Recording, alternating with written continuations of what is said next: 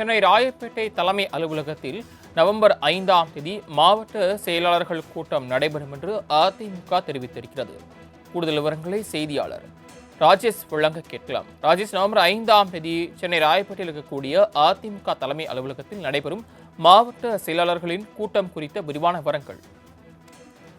சரவணன், வணக்கம். 2026 சட்டமன்ற தேர்தலை எதிர்கொள்வது குறித்தும் அதிமுகவில் நிலவக்கூடிய உட்கட்சி பிரச்சனைகள் குறித்தும் விவாதிப்பதற்காக வருகின்ற நவம்பர் 5ஆம் தேதி சென்னை ராயப்பேட்டையில் உள்ள அதிமுகவினுடைய தலைமை அலுவலகத்தில் அதிமுகவினுடைய மாவட்ட செயலாளர்கள் ஆலோசனை கூட்டம் நடைபெறும் என அக்கட்சியின் தலைமை அறிவித்திருக்கிறது.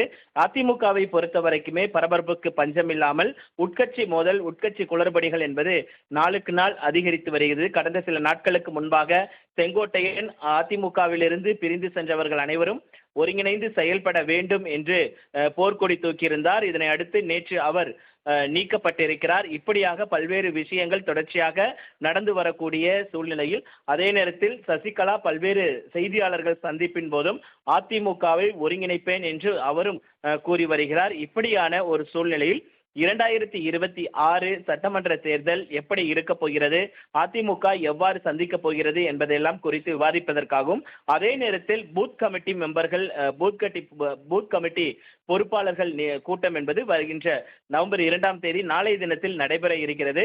அந்த பூத் கமிட்டி பொறுப்பாளர்கள் என்னவெல்லாம் நடவடிக்கை எடுக்க கோரிக்கை வைக்கிறார்களோ அது தொடர்பாகவும் மாவட்ட செயலாளர்கள் ஆலோசனை கூட்டத்தில் விவாதிக்கப்படும் என எதிர்பார்க்கப்படுகிறது. ஏற்கனவே அந்த பூத் கமிட்டி பொறுப்பாளர்கள் நிறைய மாவட்ட செயலாளர்கள் மீது தங்களுடைய வருத்தத்தை வைத்திருந்தார்கள். ஏனென்றால் பூத் கமிட்டி பொறுப்பாளர்கள் நியமிப்பதில் குளறுபடி இருக்கிறது, பல இடங்களில் நியமிக்கப்படவில்லை. குறிப்பாக சென்னை போன்ற மாவட்டங்களில் அந்த பூத் கமிட்டி பொறுப்பாளர்கள் உறுப்பினர்கள் என்பது நியமிக்கப்படாமலே இருக்கிறது. இது தொடர்பாகவும் இந்த ஆலோசனை கூட்டத்தில் விவாதிப்பார்கள் என்றும் எதிர்பார்க்கப்படுகிறது. அடுத்த மாதம், அதாவது டிசம்பர் மாதம் பொதுக்குழுவை கூட்டியாக வேண்டும். அப்படி பொதுக்குழு கூட்டுவதற்கான நடவடிக்கைகள், செயற்குழு பொதுக்குழு கூட்டுவதற்கான அந்த முயற்சிகள் குறித்தும் கூட இந்த கூட்டத்தில் விவாதிக்கப்படும் என்று எதிர்பார்க்கப்படுகிறது. சரவணன், தாங்கள் வழங்கிய தகவல்களுக்கு நன்றி ராஜேஷ்.